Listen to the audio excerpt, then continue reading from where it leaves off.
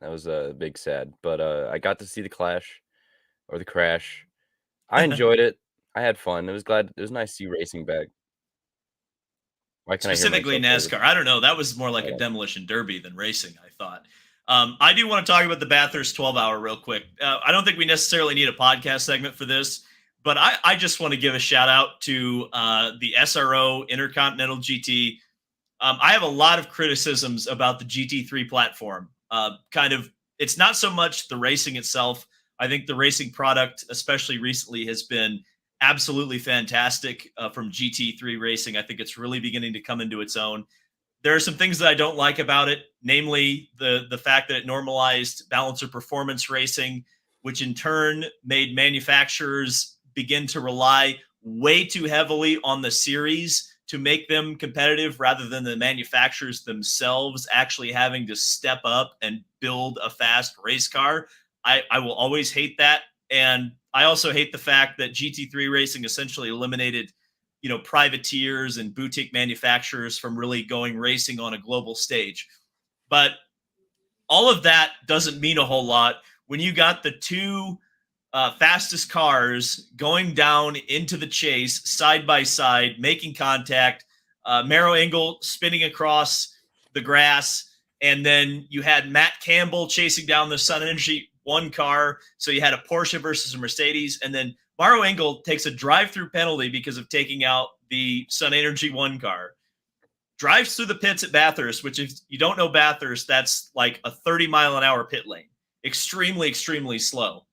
He comes out of the pits about 18 seconds behind the leading Mercedes and the leading Porsche, makes up about a second a lap. And coming to the checkered flag, you had three cars after 12 hours and I think 4 cautions where you could throw a blanket over them. And I just wish the only thing that made me sad was that it wasn't a 12-hour plus 1 lap race. Because I think if we'd had a finish to that race where it would have been a 1 lap shootout with the 3 cars as close as they were, it could have been an absolutely legendary moment. I think it already was a legendary race from that perspective, but I just wanted to gush about that because that was a great race. In fact, really the last 2 Intercontinental GT races that I've seen have been great. Obviously, I watched the one live here at the Indianapolis Motor Speedway, the 8-hour, which I just thought was fantastic. But I know, Kyle, you saw the finish to that race.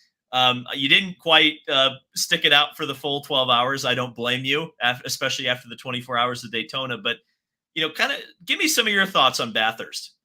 I mean, it's honestly the perfect track for GT3 racing. Over the years, it's just been one of the most fun races to watch because that track, those cars, they're, a little bit. They're about the same speed. They go about. I was gonna say they're faster, but I want to say they're they're about way the faster. same. They are way faster than the supercars, if that's where you're getting. I don't know. They're about 10 seconds or something like that faster than the supercars. Do you know what the fastest lap was? It was ridiculous. It was like a 102. They were almost doing minute laps around Bathurst, I believe. Because I think no, that's not true. I don't believe you. You're not right. No, that's not true.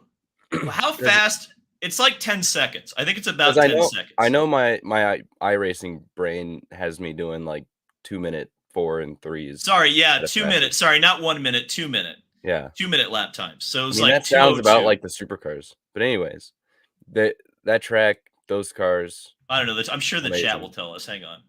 But yeah, I do agree. I think that's the thing where I think that's where GT3 racing really shines to me, is the types of tracks like the Nürburgring Nordschleife and Bathurst, where really you wouldn't want to be racing cars much faster than GT3 cars. Yeah. So really, they race like Formula One cars, or probably better than Formula One cars around there, but like the speed relative to the track, it feels like a Formula One race. And especially the Australians do such a good job of getting that camera right down low and having lots of dynamic angles. And I even saw an onboard on an Audi, which I don't think lasted very long in the race. I think they crashed like within the first hour, but they actually had an onboard camera on the side skirt of the car. And it was just such an awesome shot. Not 102. But they said the They're GT3 close. record is 201.5. Yeah, Supercars are at 204.7. So I about don't. 3 seconds. I thought Yeah. it was 10 seconds, but I mean, from the but record for like supercars record for like qualifying would be a 3, right? So it'd no, be no, the Supercars record is at 204.7. no, it'd be like a. Do you not remember the? That's McLaughlin. That is what McLaughlin's Gareth is record telling me. for 3 is one of the greatest, literally one of the greatest videos The of lap of the gods with the Kmart car, McLaughlin. right? Oh, McLaughlin. Well, okay, yes, that too, but McLaughlin breaking into the 2-minute threes. Okay, I don't know. I'm guessing they're giving us I can't believe the. you didn't know that. Well, I don't How dare remember you? the lap time, dude. I know that McLaughlin has the record, but I don't remember I don't exactly think he what the does lap anymore. time is. We need Steve. Yeah, we do. I'm surprised he's not in the chat yet. Okay, so we have all sorts of different things in the chat. I apologize to the podcast listeners who have to hear this. Chris in the chat is saying that the qualifying spec GT3 record was 2 minutes dead. Supercars is a 203. So there you go.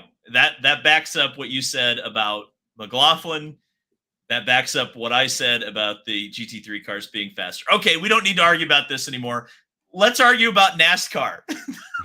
the Crash 2, Electric Boogaloo. I will say this. I mean, obviously, if you haven't already seen the video I made about it, I talked about it for 15 minutes. But I saw this morning at least 2 driver reactions that I really respect, or at least 2 drivers that I really respect giving their reactions, and it wasn't positive. I believe Ryan Blaney posted a South Park GIF about bumper cars, and I believe Kyle Busch said it was like a clown show. So, Kyle, give your thoughts about the Clash, and specifically, if you watched my video last night, is there anything you necessarily disagree with me on my take about it? No, not really. I mean, the one thing when I was watching your video, I wanted to tell you there's a lot of times I watch your videos and I want to just scream you through the screen, Well, but this wasn't one of them. now we have a platform The for only you to thing scream at me. the only thing I wanted to say to you was it's a non-points event. This is Yes. the race that nobody should really care if anything controversial happens because it doesn't matter. The way I saw the Clash, the way you should see it is it's literally just the party for everybody to come back to school. They all come back to school. They get to party in LA. All the celebrities get to show up. Wiz Khalifa's freaking playing at halftime. So there's a Oh God, halftime. There's a oh boy, halftime in a NASCAR race. I don't like See, that. see, David, you're mad, but what I'm like That makes me cringe. It's not when mad, you it's cringe. when you I just you needed to just calm down. It's a race that doesn't matter. Do I wish it was at Daytona? We'll get into that, but yes, it's a race that doesn't matter. But I think the problem is that NASCAR has made it matter. I mean, I They think want to. they want to, and so I judge it based on what NASCAR is, not what it actually is necessarily, but what NASCAR is trying to make it be. And what I see is them desperately trying to break into the Los Angeles market. And really, they're using exactly your excuse for them, which is it's like, well, it doesn't matter, David, if you don't like it. So we are going to be the absolute worst version of ourselves in Los Angeles. We are going to be a literal demolition derby, and we're going to stop the race in the middle for Wiz Khalifa. Like that to me is what I see from the Clash. I don't know if I'm wrong. I'm sure I'm being a boomer on this one, but NASCAR, I think this is what they've wanted to be for a while. I just don't think the fan base would accept it on a week-to-week basis. I mean, I said it in the video. There was a point when Gwen Stefani, and I thought the Gwen Stefani stuff was not bad. I just was sitting there listening to Gwen Stefani in the booth, distracting Mike Joy and Clint Boyer and Tony Stewart, and just kind of going I would not for September. I just would not tune into this. The only reason I'm tuning into this is because it's February and there's nothing else.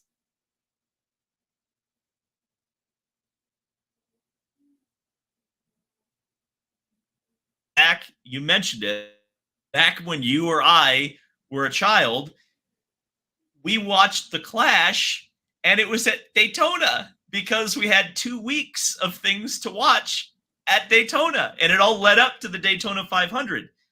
Now it's like, I don't know, it's something new, and I don't like it. Makes me sad. Uh-oh, they said lag. They're saying there's Yeah, slightly lag issues. your dumpster internet gave us a few spikes there, but I heard the majority of what you said. I got the gist. We grew up watching Daytona, and I've thought of this. I just have to say something. Is it just me, or was the 2012 Budweiser shootout way more, what's the word? I guess memorable than any of us at the time realized it was gonna be. Which one was that? Was The that was one, that the one that Kyle Busch was yeah, sideways? Okay, yeah, and Jeff Gordon flipped. I just feel that like was I always see. 2012. Yes, that was over 10 years ago. That was way more Oh impressive. no, I Is am it? old. Here's my question. Not the get you in trouble question, but I've been wondering this because I've been thinking about the clash going back to Daytona. The 2012 Budweiser shootout was way more impressionable on people my age and memorable than we remember it being. Like, I still see clips of that yearly, maybe monthly. I see it all the time. Kyle Busch spinning, Jeff Gordon flipping, the close Yeah, finish at like that race in general. And I feel like that was the peak of the Budweiser shootout. that was the only time that Jeff Gordon ever flipped in Yes, NASCAR, wasn't yes. it? But I've been And thinking yeah, the about. Kyle Busch thing was unbelievable. I mean, that was, to me, that was really the first time I remember. And I mean, not like I'd been watching Kyle Busch, but that was the first time I remember looking at that and going, "That guy's special." Like that guy is truly like a talent, But not just like way above like top 5% for sure. there's a point to this. This isn't just Okay. a random spiel about the 2012 Budweiser shootout I'm because I fine with this. I I'm love fine it. with us going off the rails But like what they this. not only the Gen 6 is what happened after that. What'd they do after that? They made it a day race on Sunday. That's when it went Right. downhill. That's it. Yep. Like, when you say that you have to try at something for it to be that bad, it feels like NASCAR literally tried to bring down the Budweiser shootout so they could go do something like this. Like, it's just, how was something so great that wasn't broken? How did we break it?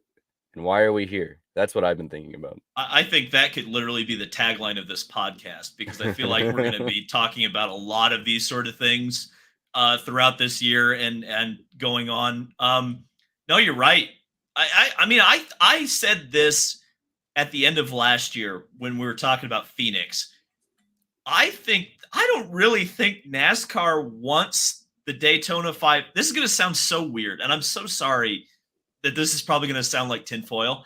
I don't think Daytona wants the Daytona 5 or NASCAR wants the Daytona 500 to be as big as it is, or be as big of a point in the season as it is. It almost feels like they try to tear that event down or like take things away from it and put them elsewhere. It's really weird. And I don't know if anybody else gets that impression, but I sometimes do. Well, there's the other old saying where if you're making so much money that you don't have to worry about it, then you won't put any money into it until you're losing money. So until the Daytona 500 isn't selling out or it has a bad TV rating, they're not really going to care. That's the other thing is we don't have speed weeks or, and the Clash is at a totally different track, yet the Daytona 500 is still sold out. Well, So they also took about 70,000 seats out of Daytona every to do time, that. every time we're going to get into a rant about the backstretch grandstands, and I Well, love it. I'm here for it. yeah, no, I agree. I mean, it is great parking for the Rolex. I do like the lot 6 parking when we go out there and cover that race. But yeah, I mean, I understand why they took the backstretch grandstands out. Me But too. And when I said I'm here for it, I'm here for bashing on them for doing that. oh yeah, That is one of the dumbest things. I want my Budweiser party deck. well, yeah. I mean, that was even a section of grandstands that they took out. I think that was the section that Ricky Rudd's hood went into. Or sorry, Ernie Irvin's hood went into. I almost screwed up there, but I caught myself.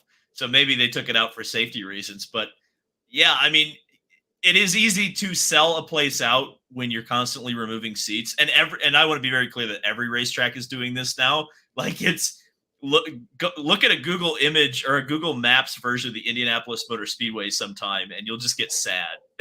Look like 10 years ago, and now look at now and see how many seats they've taken out. But yeah, every racetrack's doing that. But like Daytona, it's a weird race. It really is. I mean, someone chirped at me on Twitter today about the F1 thing and said, well, why would you use the Indy 500 as an example of a big race in the US when the Daytona 500 gets a bigger TV rating? And I'm like, my response to that is, what would the TV rating for the Daytona 500 look like if it was mid-season and half the country wasn't snowed in every year? You know what I mean? Like, how many people would it be? Just a regular NASCAR race at that point? I think part of it being special, the Daytona 500, is the fact that it is the first NASCAR race of the season. That's what I like about it. And that's why kind of the clash in LA kind of almost makes the whole season kind of feel disjointed. I understand that historically Daytona has not always been the first race of the season. They raced in Riverside before a couple of years, but on a whole, and especially the golden age of NASCAR, the season started in Daytona. And so that's a weird one for me. But like the race in general, like I know it doesn't matter, but like when you're watching like, was that a watchable product, Kyle? Like, be honest with me. 40 minutes to complete 5 freaking laps. Are you kidding me? Yeah, the yellows were excessive, but as a whole, I mean, I had fun.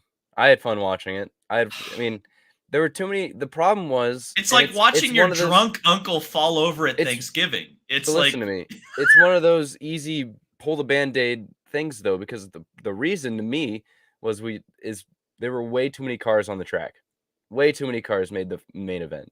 How many of the spins how many spins happened back in the field that we don't even remember? Not because there weren't almost so many of them, but they were all back in the field to people who were not factors all night. Yep. It was almost every single one. We need this main event to have like 15 cars and we'd be gold, maybe 20. Yeah. Maybe. Well, this is one thing I wanted to say is that I actually like the format of the Clash. I mean, it's very proper short track racing. Right. I think they need one more cut, I think is what they need for sure. Maybe just the LCQs being 50 laps were a little excessive. Maybe just don't make 2 LCQs and then just take 6 from how many cars are there, because the LCQs both being 50 laps felt like a little much. So I mean, and then 6 less cars in the race. All right, fair. And they would have added more if Chase Elliott if they actually used the provisionals. That's another thing. They still had provisionals.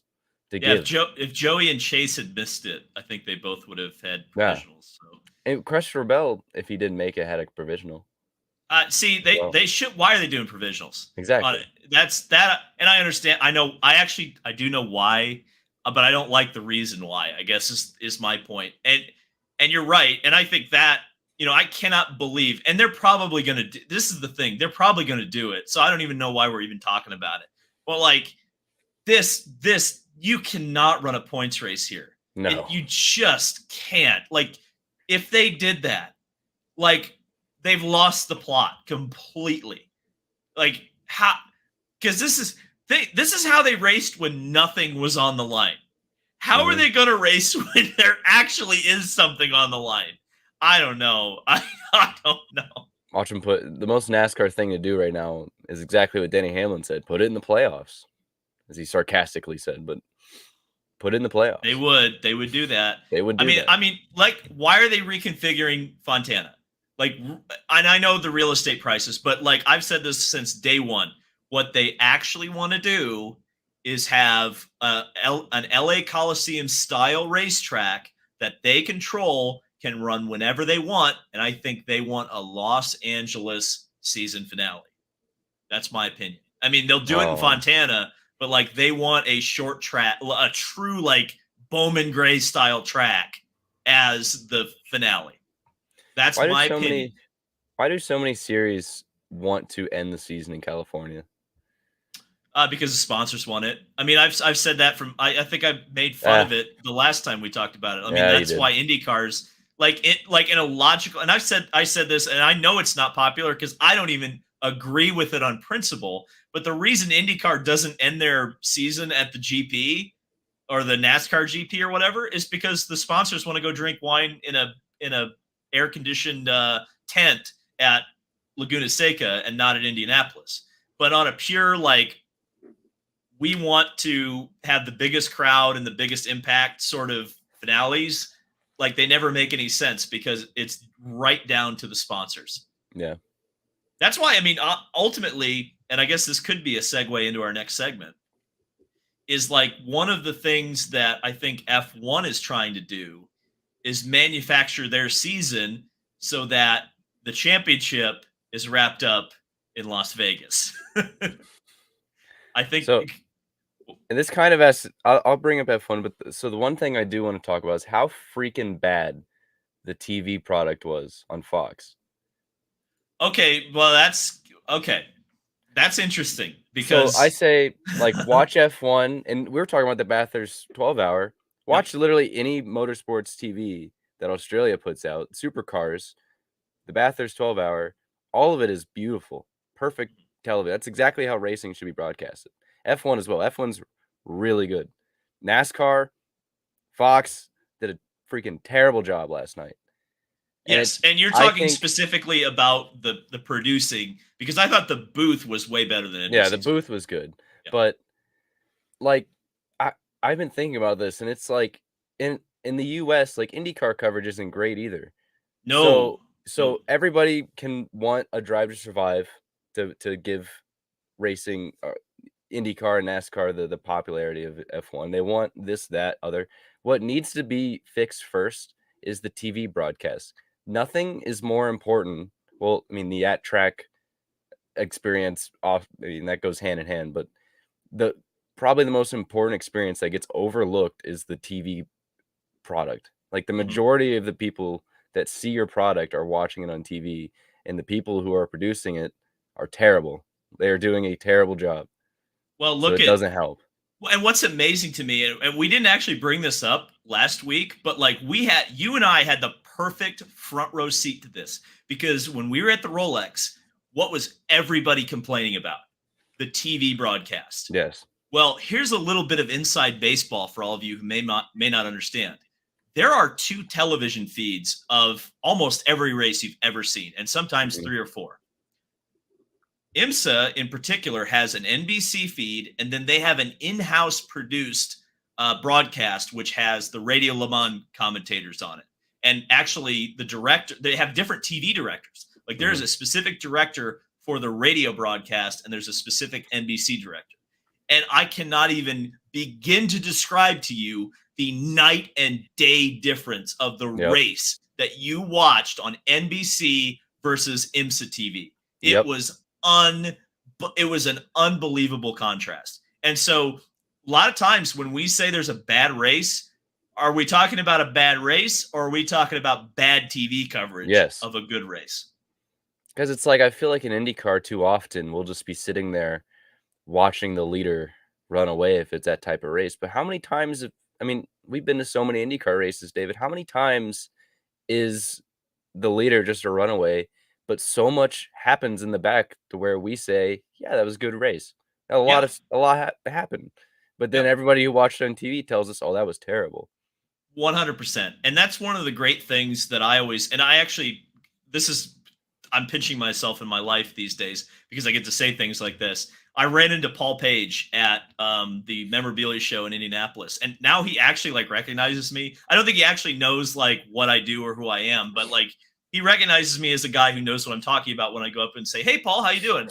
And so like I said to Paul, like, dude, like you don't understand like how important you are to IndyCar and like how much we miss your influence. And he's like, "Oh, I didn't do that much." Like, and I'm like, dude, when we rewatch a race, like when I have you guys over or my friends or whoever over here and we're watching a race, more often than not, we're watching one of those Paul Page IndyCar races. And the reason we do, and I said this to Paul, is because like, Paul, when Michael Andretti is leading by 30 seconds, you guys are following the battle for 5th and making that super freaking important. And more often than not, when Michael breaks, the battle for fifth that was the battle for fifth on lap 120 is now the battle for the lead. And they've told that story throughout the race.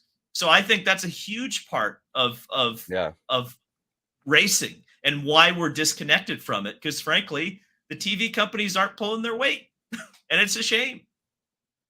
Like I've been lucky enough to be on the TV side a little bit with karting. It is not nearly. I'm not trying to say I know what these guys are doing, but I've at least been in the position where I'm looking at all the cameras and we're trying to get camera guys, all of that.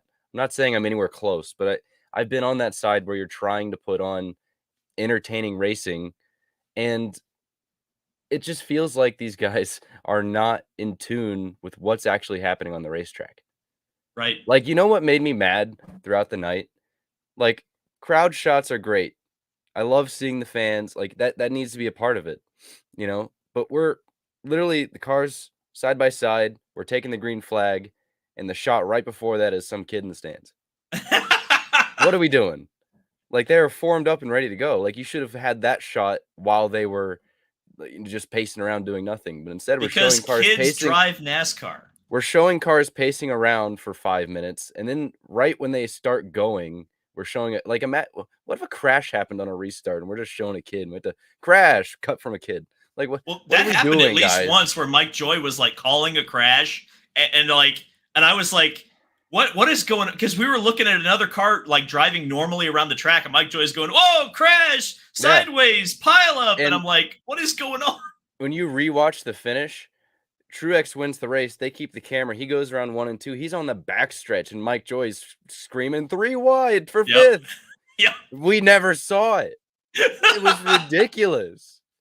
It's mind blowing because I've covered go-kart tracks bigger than the Coliseum. Like it's not hard. Like it's not a big track. Oh dear God, Kyle is going to have so many tomatoes thrown at him by NBC employees this IndyCar season. It's going to be ridiculous. Good. It's going to be fantastic. Actually, that would be. So what you're saying, Kyle, to wrap this up, is that Kart Chaser could have streamed the thermal test for IndyCar. The thermal's not small, all right? Thermal's a big flag. NBC couldn't. We could have, but we could. You could have put something out. We could have put something out. We could have, we could have had a shoulder cam on pit lane where we could have showed the cars going down the front straight. We could have had, we could have had somebody with a mic strolling down the pit lane talking to drivers all day. I know somebody, Kyle. I know somebody. If you ever wanted to call somebody for that. We could even set up I'm just coming up with ideas on the spot. We could set up a little plastic table. That's all we got to do. Puts 2 people that know what they're talking about with a mic, and they could just talk about testing all day. And we could literally have an NBC pit box, and all we need is a plastic white table, guys. Come on. No Peacock pit box. No Peacock pit box, please. Well, if we can't stream on track, I mean, we could have a little static cam. You could have streamed on track if NBC's not there. There were people streaming who were at the thermal test. Could have. Yeah. Could have done it. Could have done it. Oh well. All right. Let's get in trouble some more. Is F1 actually taking over the United States? America's new Formula One driver, Logan Sargent, thinks so. A lot of people saw this through an Adam Stern tweet, but Adam was actually tweeting out an article written by racefans.net, and this was some quotes that Logan gave to them at the Williams car launch today. This is what Logan Sargent had to say about Formula One and its popularity in the United States. It seems almost as big as NASCAR and IndyCar, if not bigger. It's hard to say without seeing the numbers, he continued, but it seems like it's pretty popular, and that's a positive. Obviously, there's a lot of diehard IndyCar and NASCAR fans who don't always like it, said Sargent, but I think with the way the sport is going in America, it will, if it's not already, be the biggest here shortly. How do we feel about what Logan Sargent has said? He's absolutely right. He's so right. Ooh. They're taking over. So tell me, what is every series in America, every racing series on the planet, what has been their mission for over 10 years now? What do they want? A drive to survive. What audience are they trying to attract? The younger audience. Yes. What has F1 done? Got the younger audience. In Yes. fact, I have brought a prop. I'm going to make a point here, Kyle. I called this Christmas, and I said it to you, F1 Christmas. Yeah. What did everybody get in their stocking? Well, it was too big for their stocking, but Too big for the raise your stocking. hands in the chat if you got this for Christmas. Oh, you Did should you have told me. receive? I should have picked out my F1 Christmas gift too. I didn't Well, get that that, but I guess what I got a Max Verstappen model for Christmas. okay. Everybody got something. Everybody got a Formula One thing for Christmas. I mean, not everybody, but I'm guaranteeing you How in many of this those chat. did you see on Twitter? How many of those McLaren Legos did you see on Well, Twitter? I know our friend Don Rohr said he wished he would have bought stock in Lego. In fact, if you couldn't get this one, you probably got the Mercedes, which was much less expensive than this one. Also, I need to dust this. This is and by the way, for those who are listening on the podcast, this is a gigantic Lego McLaren. So yeah, a lot of people got this, but not only this now, Kyle. There are $7. Now I need to be very clear. NASCAR Authentics are now $650. So the NASCAR 164 diecast, $650. You go into Target and you can buy a Formula One diecast, 1/43rd scale, different molding for all of the cars, driver figure included, for $7. I still haven't found those in my Target, sadly. Yeah, it took me a little while. Ironically, well, not ironically, the two hardest ones to find are Verstappen and Hamilton. I can't imagine why. But those, I finally did find all of them. Right now, there's only 3 teams, but I know that particular company, which I think is named Barago, Yeah. is doing, I think, 5 of the 10 teams from last year's Formula One grid. Yeah. So I would imagine we're If probably you going look to at see those. Barago, by the way, if you look at Barago F1 on eBay, you can find them, guys. So just top tips with Kyle here. You can find them. You can find this last year's cars on eBay. Barago, 2Bs, Oh, Barago. I've already bought the Ferraris. I bought the Ferrari actually not only in 143rd. I bought both of the 143rd cars, but I did, and people have seen it. I bought one of the 118s because I love Everybody how the look Ferrari looks. at top secret. Look at David's desk every week and see what new diecast he bought that week. He called me. Actually, none of these are new. I've had those forever. Yeah, So but they changed for the video topic. They One of do. my favorite things about David Land videos. They do. Actually, one of the things, and we're getting way off topic, but one of the things that I am eventually going to do, because I've heard people say it, is they miss the diecast shelves. We're trying to bring those back. So I need to buy some IKEA furniture. I've witnessed them. I've witnessed the amount of the selection he has to go to the background of the video. Oh, dude, it's gonna be pimping. But the big topic here is what Logan Sargent said, and I think you nailed it on the head. It is all about demographics. That's the biggest thing, and that's, to me, I don't know what Logan Sargent. I think Logan Sargent, and he's a young guy. Like, I don't blame him for kind of looking short at it. I think he's a little bit off base that Formula One is there right now. I definitely think it's okay. It's not past IndyCar yet. It's getting very close. It's very, very close to passing IndyCar, if not already. I mean, it definitely has in the younger demographic. I mean, the TV rating wise, it's already there, and most of the races happen at 4 a.m. That's what should scare IndyCar right Yeah. there. But like NASCAR, no, it's not there yet.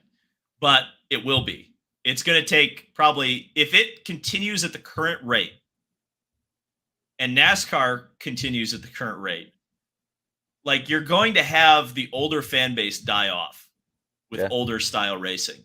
And if you fostered, the 15 to 25-year-olds to like Formula One and think of racing as Formula One, or especially open wheel car racing as Formula One, that's what they're going to think of. Like, I'm very curious, and I almost want to do this later, Kyle, is go into a city and hold like a generic photo of an open wheel car and just ask people what it is. I think, and see what they say. I disagree with you. I think F1 has passed IndyCar in the US. Maybe not in like the Midwest, but like virtually everywhere else. I guarantee you could go into my rule of thumb is that you could go into any Walmart west of the Mississippi, Miami, anywhere in Florida. You could say, "Do you know what an IndyCar is, or do you know what F1 is?" If you showed them an IndyCar, they'd probably think it's an F1 car. So that tells me they have more. people I think the brand or awareness is very awareness. high, but the Indy 500 is the thing that trumps everything, I think. Yeah, yeah, And frankly, like if Formula 1 really wants to take over this country, and the reason I made that tweet earlier today about like Formula 1 needing a Indy 500 type event, I think that's the only like what are we going to all watch this weekend? The Super Bowl. American culture is all about big marquee events. And yep. maybe that's Las Vegas. We don't know yet. But the thing is, I look at the Las Vegas Grand Prix and I say, what about this is going to look or feel different from any other Formula One race on the calendar? Racing on the Nothing. strip, right? What's it going to look like? It's good, but it's going to have Aramco or whatever. It's going to have all those stupid, dumb Yeah, Santander. It's going to look. you're gonna see Singapore, but you're gonna know that that is Las Vegas, and it's a little bit different. I've been to No, Vegas. no, I no, know no, what no. I'm looking at, but Nah, it's gonna be different. it's no, it's going to be Miami again. Like I think it's just like because everybody forgets already how hyped Miami was. And is anyone looking forward to the Miami Grand Prix this year? No, because it was the same crappy track design that they always have. The big Aramco barriers everywhere. Here's the thing: not only is there a big event missing for Formula One, a big like must see TV event for Americans to tune in for, but the other thing that's a big problem is that I think Americans really value open competition. And Formula One, one of the things that's going to hold it back in this country, in my opinion, is the fact that it is a very closed door society. There is Yeah, no chance of a scrappy quote unquote bump day story at any race in Formula One. The closest you got was this year at Interlagos with Kevin Magnussen and the Haas on the pole. But the chance of that happening at the key moment of the season, it's just so tough. And you know, when Michael Andretti has a hard time bringing Cadillac into Formula One, it's like, okay, yeah, what chance does anyone have to really connect past, you know, oh, Charles Leclerc, he's such a pretty handsome Monegasque boy.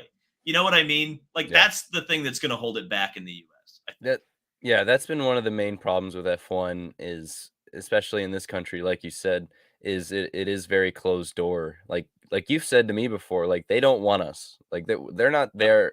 They're not here for us, for actual racing fans. So they don't care because they don't.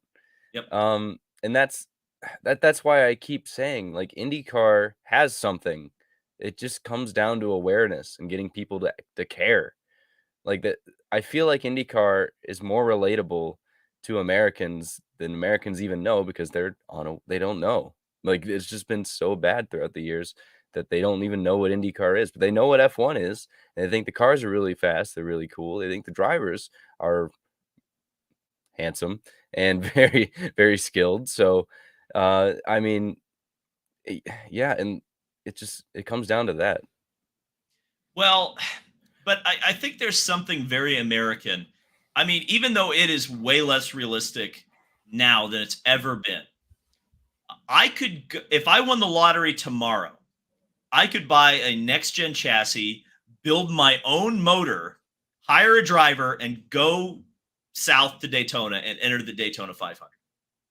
I could somehow beg Honda or Chevy to give me a motor and go buy a Dallara and enter the Indianapolis 500. I cannot, even if I had the means, just building a Formula One car from the ground up does not mean that Formula One is going to let me go race it. I think that's a huge thing Yeah. that they're going to have to deal with eventually. And to your point about the US, yes, I've said it before to you, is that they don't need or care necessarily about American fans. Their business model works without us. It has since 1950. But the US is a potentially untapped gold mine in auto racing, even now. Even now. And that's why I get so frustrated with other series that don't take advantage of the opportunities that they have these days. Is that to me, if Formula One really got serious about it, I think they could, and I think they are beginning to get serious about it, completely take over the auto racing landscape in this country. I think that the thing that might help them, Formula One, if they really want to get serious about this, would be a domestic series, a totally American series. But let's say the Formula One teams come and run some of those races once a year. Let's say it's a 20 race calendar, US or North American based, and then the Formula One teams run the Miami, COTA, and Las Vegas rounds. I don't know. Maybe that's something they could do. And then maybe that opens things up a little bit more from a Formula One perspective in this country, if they really wanted to take it over and keep people engaged and maybe build up some big events. But I don't think they want to do that because, like I said, they don't need to. I mean, maybe that's why they would have purchased IndyCar a few years ago. And from what I understand, Liberty Media was one of the suitors. Why it didn't happen, I have no idea. But I've heard that name mentioned with the purchase of IndyCar a couple of times. So that's very interesting to me. But as we know, eventually, Tony George went to the board and said, "Hey, is Roger interested?" And he went to Roger, and Roger was interested, and here we are. So, and I don't know what Liberty would have done with IndyCar. Maybe they would have tried to go compete it or make it compete with NASCAR, or they would have turned it into American F2. Yeah. But we'll probably never know because, frankly, would they even be interested at this point? I mean, the world has changed so much even since 2019. I want to ask, do you wish we could have found out, or do you think they would have made IndyCar so unrecognizable it would have been worse? Part of me says that Liberty owning the series would be a potential for a reset, which I think in some ways IndyCar desperately needs. But I think the risk is so high that they would never let it get anywhere close to Formula One. I'll put it this way. I would be very interested to take a peek into that alternate reality and see where things are. But I don't know if I necessarily want it. Yeah. Put it that way. I can agree. Yeah. Because it's like Roger at least understands the importance of the Indy 500 and the importance of certain things. I'm not sure if Liberty would have. I think Liberty does.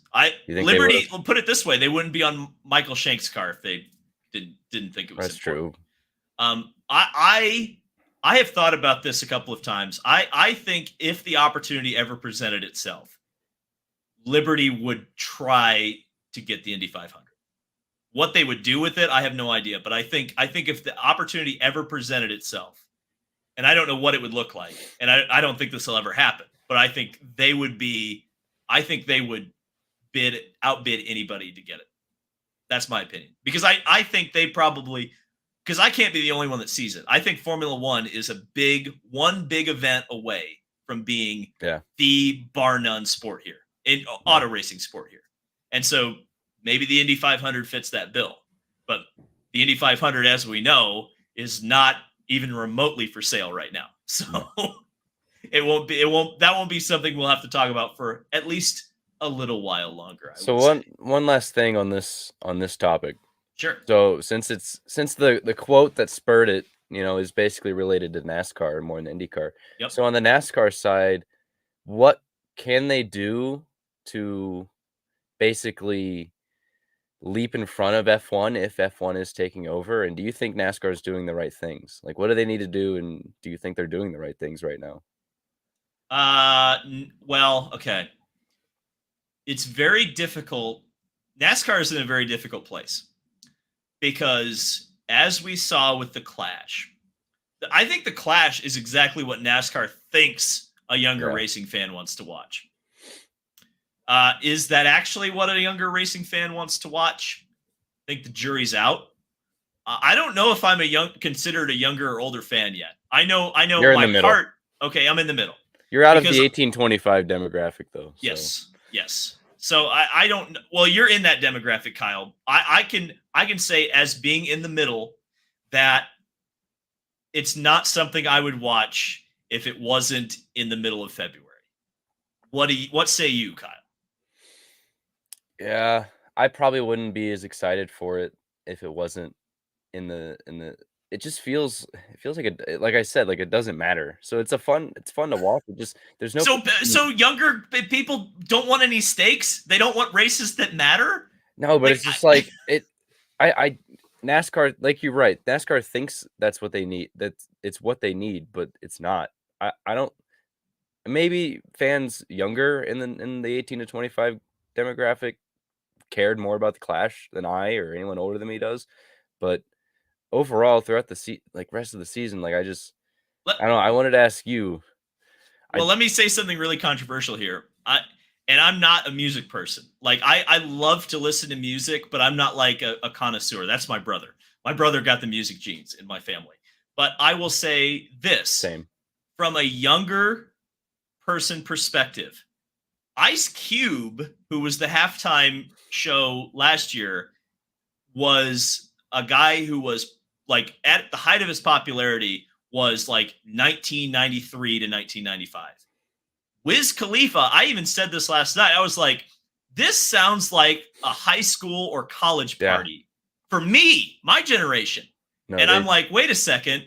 If we're going like 18 to 25, like the kids aren't listening to Wiz Khalifa anymore. yeah, They're you know listening what I'm to gonna say. Where's You know, Young yeah, Gravy, Kyle? that was what I was gonna say. If they honestly, if they wanted to sell more tickets to younger fans, just make it like Young Gravy was there. Maybe that's why they brought him there to see if he could do it next year. But Young But Gravy would have that's a sold more tickets. year. That's a year. Yeah, They're gonna. exactly. Young It's almost. Gravy would have sold more tickets to younger fans. He would have gotten more younger fans interested But than also Wiz Khalifa. NASCAR, between the rock and the hard place, NASCAR knows people like me know who Wiz Khalifa is. So you don't want to lose those people totally. Because I would have gone, who the hell is Young Gravy? They were already listen, but like the race fans were already mad about Wiz Khalifa, so just go all the way in. Just go all out. Because people my age, we all like Young Gravy is kind of like at least last year was the thing, for reasons besides music, but still, I mean, and his concerts are entertaining. I've listened to his music since I was in high school. It was it's after your time for sure, David. But like Yeah. I remember listening like the original like first Mr. Clean, I think was one of the first ones that I heard, and that was like very early in Young Gravy. So like kids my age would have bought tickets to that probably more than Wiz Khalifa, and it probably would have been a bigger deal. And he was already there. That's the crazy part is he was literally there.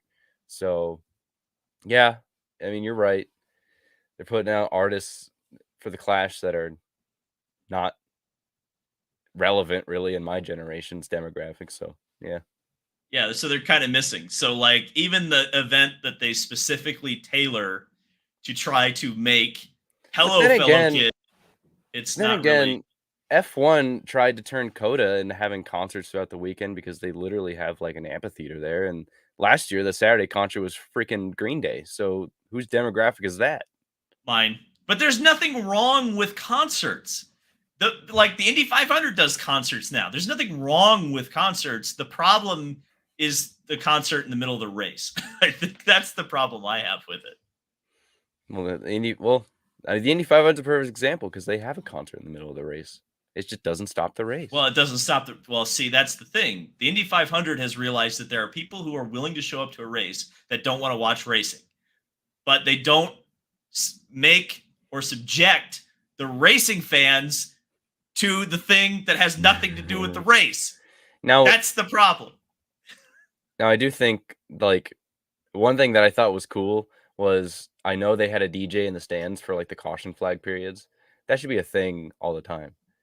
They play music over the loudspeakers and we jam out to it I remember during Talladega last year I was impressed by that. They were playing music they played Delta Force. They played Delta Flag. That made me so mad. Actually, here's the thing. I'm going to give the podcast a preview of what I'm going to get in trouble for this May. I'm going to start a campaign.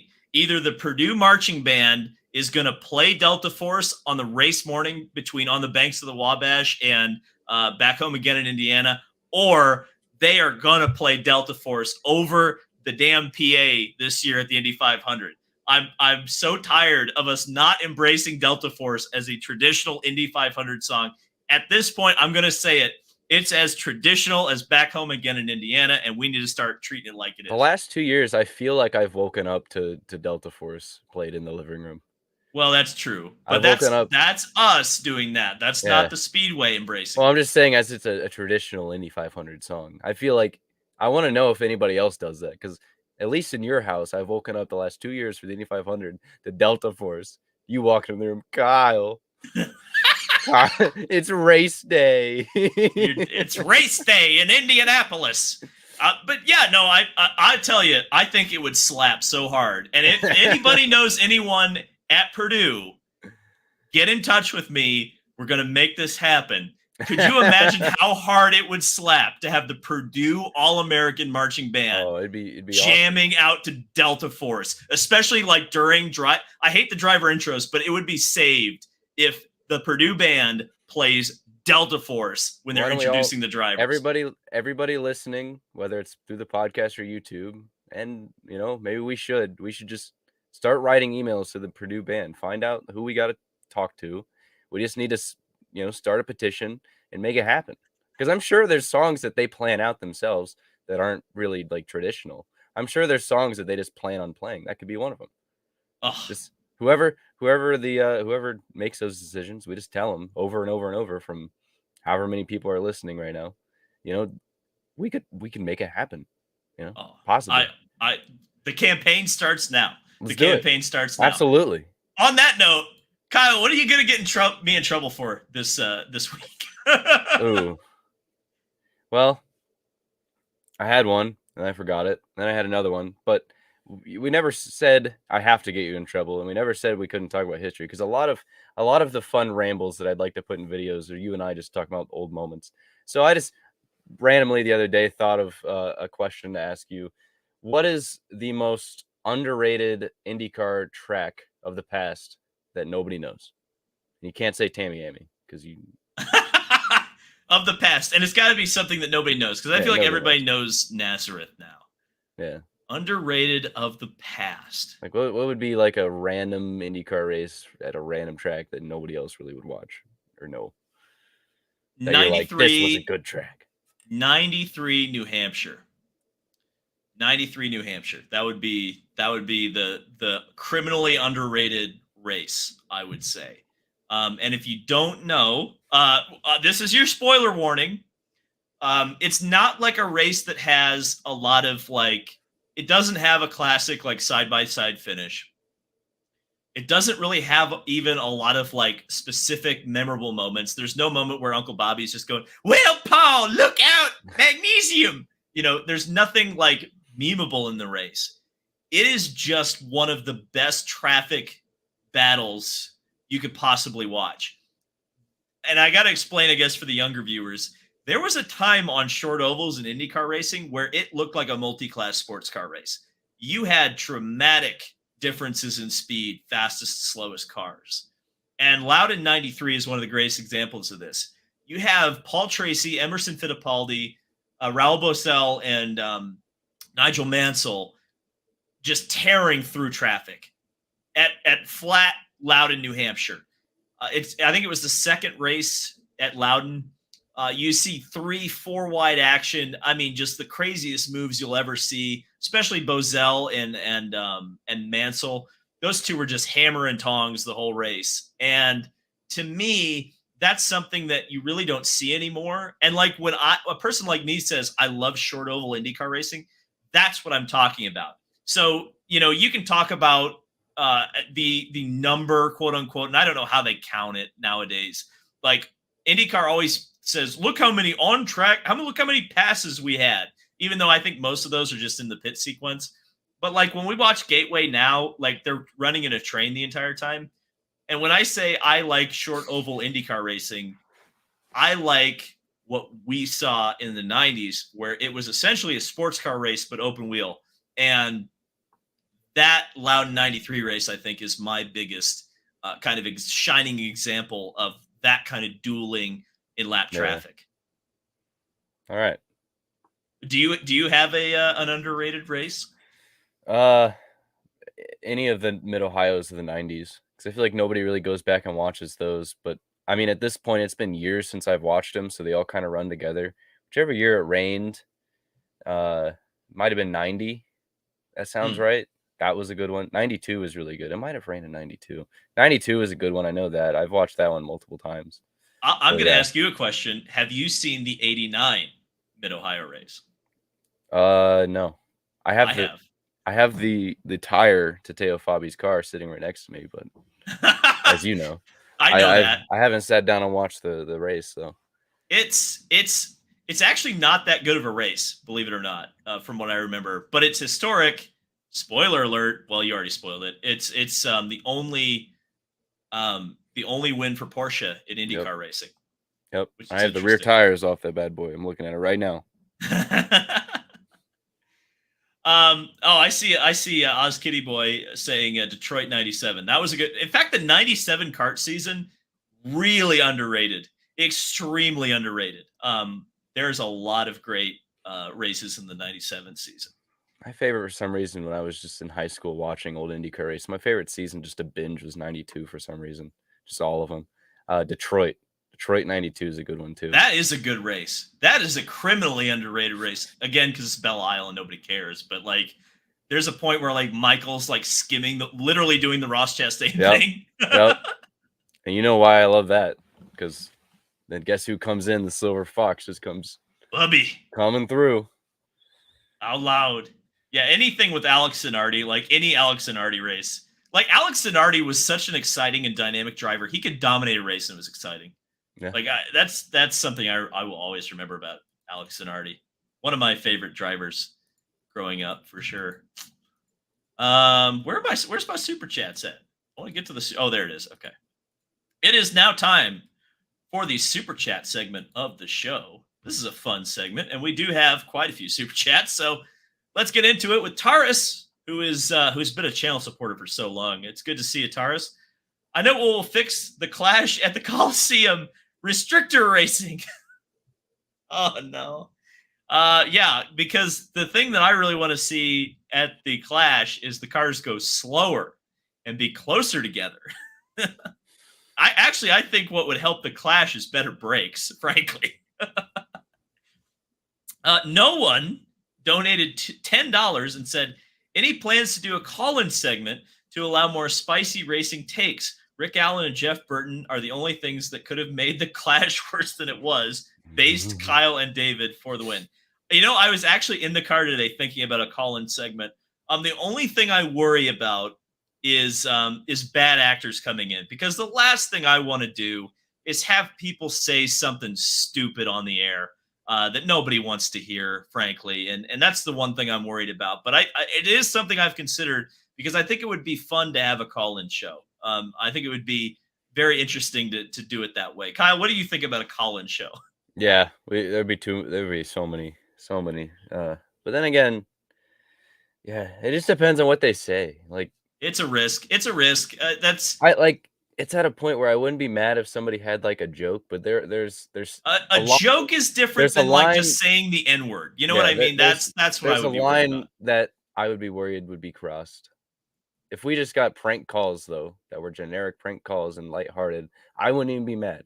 We're not No, the type I to get wouldn't be mad mad about a about that. lighthearted prank call, but Well, that's entertainment. To yeah. me, honestly, if we did a call-in show, I would think it would have to be its own thing, but I think it would Yeah. be possible. Maybe during May. I think May would be a good time to Maybe. do stuff like that. Because May we're gonna be doing stuff. We're gonna be Well, you oh know, Lord.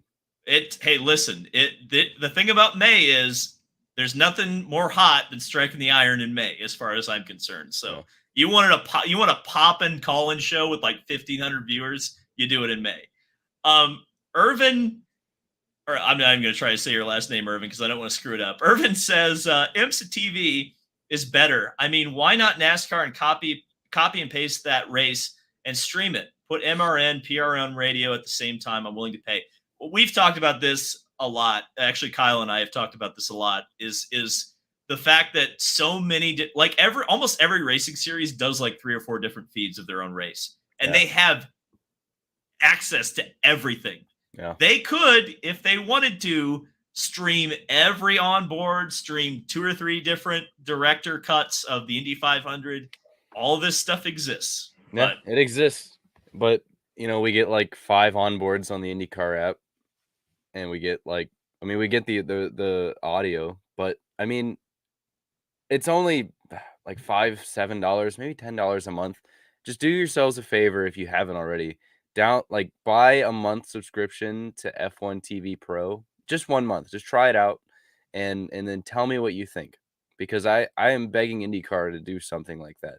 Give us a And when you place. showed me that, I almost cried. Like Yeah, give with us a F1 TV. place where we can just watch the track feed without any of the extra stuff, just purely for race fans, and then give us the ability to watch any onboard, have the track that the live data, and then they have the Sky Sports feed on there as well. There's the international feed, and then whatever your And then you can feed is your shut them up country. if you want to. Yeah, and you can literally. Oh my god, that's my favorite. That's honestly why I paid for F1 TV Pro the first time, is because there's a little button on the bottom. Click. Oh, there's no commentary. You're just listening to the on-track stuff. Wow, you can hear the cars without commentary. It's sick. It's so good. It's so good. Taurus for 20 says up in New England, racing means NASCAR first and F1 a close second. It means nothing third. Oh, hey, you know what I just mentioned? IndyCar racing in New England. Do you know what's not been mentioned there? IndyCar racing. So, wow. Oh, A race that is as old as me has been lost to the sands of time. I don't know how I feel about that. Oh boy, that's sad. Thank you, Taurus. I appreciate the support of the channel. Napa Racing Fan 927 actually says something that we didn't even touch on in the F1 Takes Over America discussion. Ford versus Ferrari, F1 rated PG-13 coming in 2026. Kyle, I haven't heard your thoughts on Ford joining up with Red Bull Racing. Give me a few of them. I think it's gonna be neat. It's I do think about the Ford versus Ferrari movie, because I'm just thinking of they saw F1, how big it's getting. Then they said, well, we can go race against Ferrari instead of, Race against well, Ferrari. instead of uh, having our own team or buying a team and just calling it Ford Racing. Let's just buy into the winningest team recently, and let's just dive into that. So I we get to race against Ferrari, but like half the cost. I'll tell you, I almost wonder, because remember, Andretti Autosport was kind of in there with Red Bull for like a hot second because of Yeah, Herta. I wonder if they caught wind of this Ford deal. I wonder if Herta was like the freaking spy. Like they sent Herta in there, and Herta's like, "Hey, guess what? I heard they're gonna have Ford in 2026." And Michael's like, "Aha! This will be my way into F1." And he yep. went to General Motors and said, "Hey, guess what I heard? Guess what we're gonna announce before Ford announces." And so I wonder about that. Isn't wouldn't it wouldn't there be like a way that Cadillac could get their way in? Because if Red Bull and even Mercedes doesn't let them in, couldn't they say, because they have Cadillac now, that they could, because they're direct competitors, that there's something with fairness, or isn't there like something legally they could do? What do you mean? I heard that at one point, where because Mercedes is a direct competitor with Cadillac or even Ford, that them just not allowing Cadillac into the series would be breaking a law or a rule. Wow, that would be. I have to look into that. Chris Aurelio brought that up at one point. I'm gonna name drop him so I don't look like I'm stupid, because he said that, not me. Well, I don't So, think it's dumb. It's just but it it's makes not something I've sense. heard of It before. makes sense because it's really not fair that for Mercedes and Ford to be able to have the right to basically not allow Cadillac a way into F1. Like, Well, of I don't course, think a we direct competitor, necessarily. a competing brand is not just gonna let them in. Well, I also don't think it's necessarily just. I don't think it's just Toto at this point. Antitrust laws. Antitrust laws. Yeah, that is a thing. That is a thing, and that may very well be something that comes up if it gets ugly. I would say. That was I remember Chris brought that up to me because he said that that was his hunch of why Andretti went out and got Cadillac, because they can just use antitrust laws to Well, say, "Hey." antitrust laws are very different. I mean, that's you're getting past this being a sporting decision and you're going to the actual courts. Like you're Yeah, not even going if it's antitrust, you're not even going to the FIA court. And that's yeah, what I got confused on. Because antitrust, that's a kettle of worms. If Michael's willing to go there, oh boy, it's yeah. going to get ugly. All right. We already got to Ford versus Ferrari. Daniel West says the clash was epic in person. So we have someone who was actually there. Even the cautions didn't feel disruptive. Seeing videos, I see why people were negative. TV didn't capture the good racing. Well, Yep. I feel like we already touched on all of those points, but thank you, Daniel. I mean, yeah, that's 100%. It's a totally different experience when you go in real life. Henry Callahan says Liberty would have turned it into F2 IMO. So he's talking about IndyCar. I also think NASCAR's backup plan for any short track renaissance is more stadiums, unfortunately. I agree with that. I just wish they would go to stadiums where a driver like Michael McDowell, if he runs out of fuel, can actually get off the damn racetrack. Yeah. That's, I think is that too much to ask in 2023 that the pit lane works? I don't know. I love slap shoes. I just wish we just go to Bowman Gray. Get it over with. Just make it happen. Let's go to Bowman Gray. It's not big That can be our enough. short track. It's not big enough. It's Not big bigger enough. than the Coliseum. No. Crowd. It would look huge though. Listen, Yeah, I've definitely been on this rant before on this channel, but I don't care how big the stadium is. What has NASCAR been doing? They've been getting rid of seats so it looks bigger. Why would you go to a place that you're not going to fill up, so it's not going to look as big? Why not go to a place that you're going to for sure fill up? It looks bigger. I don't care if tickets are sold out for 5 years. Don't you want that? Like, don't you want an event that you're going to sell out for 5 years? No, they want Wiz Khalifa and they want Christina Aguilera or whatever the other lady, the other blonde lady. What's her name? That was my problem. The voice person. That was one of my arguments with the Bristol dirt race, where it was like, why didn't you go to Eldora? And the excuse was, oh, there's not enough seats. It's like, well, don't you want all the seats to be filled? Don't you want it to be a sellout? Gwen Stefani. That's who it was. Gwen Stefani. Thank you, Aaron. Adele. They want Adele too, I'm sure. Okay. Well, yeah. No, I agree with you, Kyle. I agree with you. The thing I worry about is that racing is becoming less and less about what the fans want. Yeah. At the end of the day, like at the end of the day, care. Right? They don't care. It's so they don't care. They don't care. They don't care. Somebody clip that. I want to use that. I'm gonna clip that. Taurus again for 5 says put a concert in the Coliseum infield during the race. Well, I would say the only thing with that is if they did actually have a big crash and a tire goes flying into the infield, we've killed Wiz Khalifa. and we have lost Wiz Khalifa. And I don't think that would be an announcement NASCAR wants to make. I don't think they want to overshadow, like, we don't want to have, you don't want that on a Wikipedia article. Yeah, they want to be like in the news, but they don't want to be in that news. They don't want to be the news. That's for sure. Yeah. Arian Gomez says, great show, y'all. I like the 96 Milwaukee race. Yeah, man, Milwaukee. Hopefully we get back there. Remember what I said about them not caring about what the fans want? All right, moving on. My understanding is if Andretti, this is from Milton, my understanding is that if Andretti entered F1, it would dilute the money enough to put a team like Williams or Haas out of business. The model needs changing.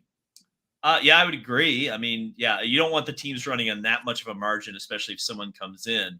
But yes, yeah. But I also don't understand because they'd have to pay enough money so that it wouldn't be diluted. If they literally have to pay enough extra money to not dilute the pot, then what's the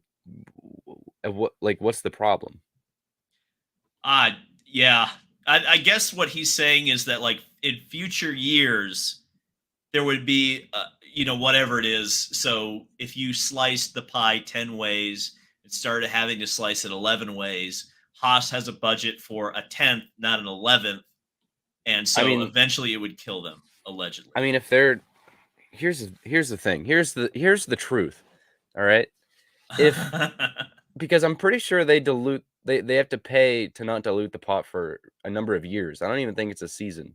I think they have to pay for like 3, maybe 4. That's probably too far out. But they have to pay for a number of years of money that they would be taking up. And at that point, I I mean, do you think Andretti and Cadillac is going to outscore Haas? Like, sorry, but don't we want the best teams in the sport? Like, of course, Haas is not going to agree to it, and I'd be scared for. I know that everybody's just scared for Williams, but like, come on, if a team enters, because then if Andretti runs 11th and last in the constructors, then they might fall out. Then oh well, they weren't good enough. But if they paid the money to not screw it up for everybody else, then I don't see what the problem is. Yeah, no, I agree with that. I mean, just the problem is that Formula One has designed their sport to be a certain way. And I'm sure Haas, when they came in, were expecting a completely different business model, or expecting to play with this particular business model forever, however long they were going to be a part of Formula One. And I also think Formula One looks at the teams that committed before this American Renaissance, and now they see all these other vultures kind of coming in. I mean, I understand their position and I understand what they've been trying to build. However, it's not proper motor racing to not, like you say, have the best teams, or at least anybody who's willing to try, be able to compete. I think that's the part that I will never get over with F1, in my opinion.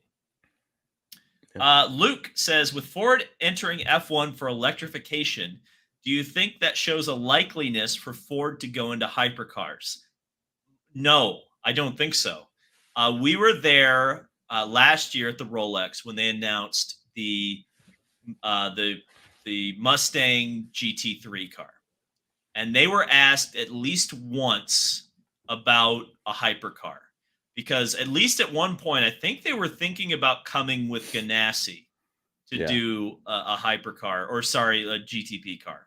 I What we think that now was know as the GT. that probably was the original plan. I don't know for sure, but that like it makes sense. It probably was the original plan. But if you think about it, those plans probably fell through, what, 2 years ago when Ganassi came back Yeah, to because IMSA with Ganassi's like everybody GM. forgets at this point. It's been a few years, but Ganassi legitimately just sat out And they were once the sitting out GT program specifically left. because they were expecting to come back this year with Yeah, Ford. And clearly at some point the plans changed. Now, do I know for sure that Ford knew in 2019 that they were going to go back to Formula 1? No, but I think that they made a decision on hypercar pretty early on that they were not going to do it. I would love to see it, but I think Ford made their intentions very clear when they yeah, announced this, that it's Formula One or bust for them. And this is what I've been saying about Cadillac. You've got to be really aware of what GM is going to have to spend if they do get an entry to Formula One, because you're talking hundreds of millions of dollars that they're going to have to set aside. Guess what's going to get cut first when Barry Barra has to say, "What the hell, Cadillac? Look at your freaking budget." Like, what do you think is going to get? I don't know. yeah. Dick Trickle says the best race was any race with Delta Force, obviously. Well, I would agree with that. Completely agree with that. I have to refresh the page again because we got a couple more super chats. Napa fan again. I agree. Destroying Fontana is a bad idea, but we know NASCAR will do it anyway. IndyCar had excellent races there. What replaces it for 2024 for NASCAR? Well, the rumor is it's going to be the Coliseum. So I don't know, Kyle. What do you think? It's anything but the Coliseum if they do have a Uh, replacement for Fontana? no, but I don't. They want to replace it so bad, but I think a year off from being in LA and in that general area, is that even a big deal? Like, and I've been there. Pomona, like where Fontana is out that way, is not that like close to LA. I remember I've taken an Uber there to go to Disneyland. Like it's not that close. So I don't know what the big hurry is to stay in that market. I don't get it. I don't get it. A Formula Pun Racer says, since I'm no fan of caddies, I must say having caddy in F1 is as cringeworthy as hearing William Hung sing Celine Dion's To Love You More. Wow, a William Hung reference in reference to Cadillac in Formula One. That Formula Pun Racer is exactly why we need to do a call-in show, because that is a special level of super fandom. I love it. I love it. I love that passion. That is a passionate hatred of Cadillac. J Peak for $20 says, sending this your way since F1 priced me out of Vegas this year. Wow. Well, thank you, F1. F1 priced me out of Vegas too. It priced everybody. Everybody. Man, well, hang on. If we take the David Land, this is why you got to hit the like button on the David Land podcast. If we take it to the top and this thing starts turning Pat McAfee numbers, we're getting credentials to the Vegas GP. That's what I'm saying. Yeah. All the content creators, always really enjoy all the content creators across motorsport and have renewed my interest in IndyCar. Well, that's good. And that should tell you something about how important social media is for the growth of motorsports and particularly IndyCar. If Jay got his interest renewed, content creators talking about IndyCar. Milton for 5 says, F1's business model has been compared to the NFL. Every team is a franchise. There's also teams like Panthera and Hitech trying to enter too.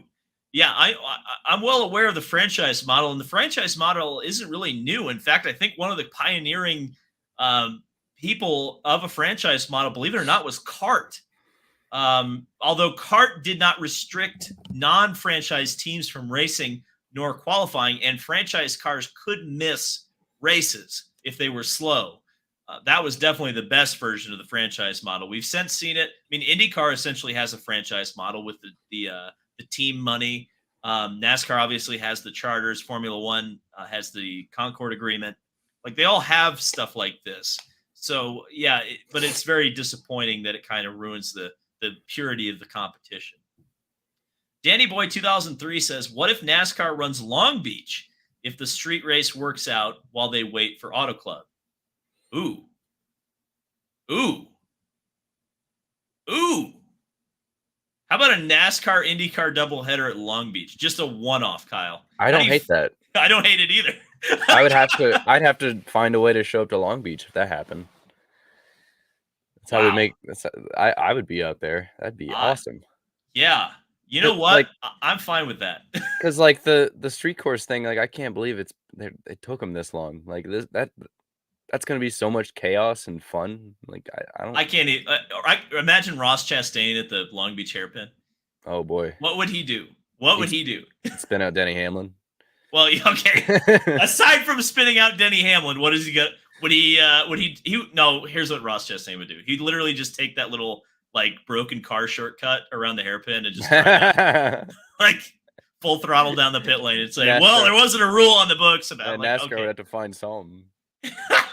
Because there's no corner cutting rules. What would they do?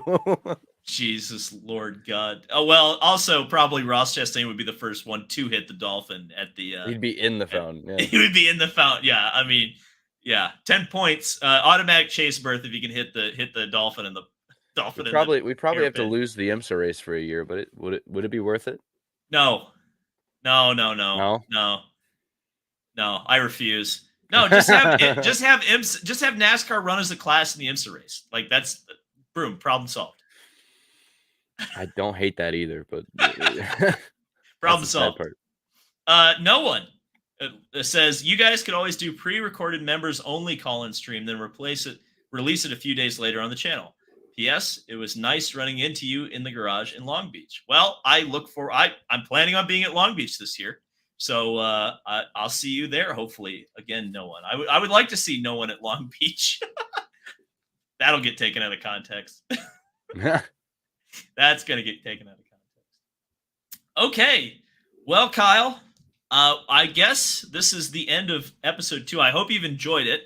Before we go, I don't necessarily like to talk about stick and ball on a racing podcast, but the reason there is no racing this week is because of the Super Bowl, Chiefs versus the Eagles. Kyle, you have a prediction. Oh, first off, you're forgetting about Supercross at Tampa on Saturday. We do have racing Two this wheels weekend. bad. Two wheels bad. Oh, don't give me that crap. Also, the World of Outlaws start this week in Volusia. So All right, well, we I had guess I'll have to practice tonight, subscribe to All-Star Dirt Circuit of Champions for 2 days, and then we get into the World of Outlaws stuff getting, I think it's Thursday to Saturday is World of Outlaws. So, yeah, we do have racing this weekend. You just got your blinders on looking at everything else, and then Supercross and Outlaws are out here. So just be careful. I got the Kansas City because I'm torn on this because it's mainly because I don't like the Eagles fans, especially the ones that terrorize. Oh God, I went to the Eagles versus Colts game. They were so noisy. Woof. Just they there's a line and they go over it. Like as an Ohio State fan, like I'll say a lot of stuff to some Michigan fans. I've seen videos of Eagles fans saying way harsher things to fans that's not even a rival team. Like it's just there's a line that is crossed with Eagles fans. It's not Well, okay. the Eagles fans are bad. The two worst NFL franchises fans that I've run into, and part of it's because I'm in Indianapolis on one of them. I understand that. Are Cowboys fans? They are the worst.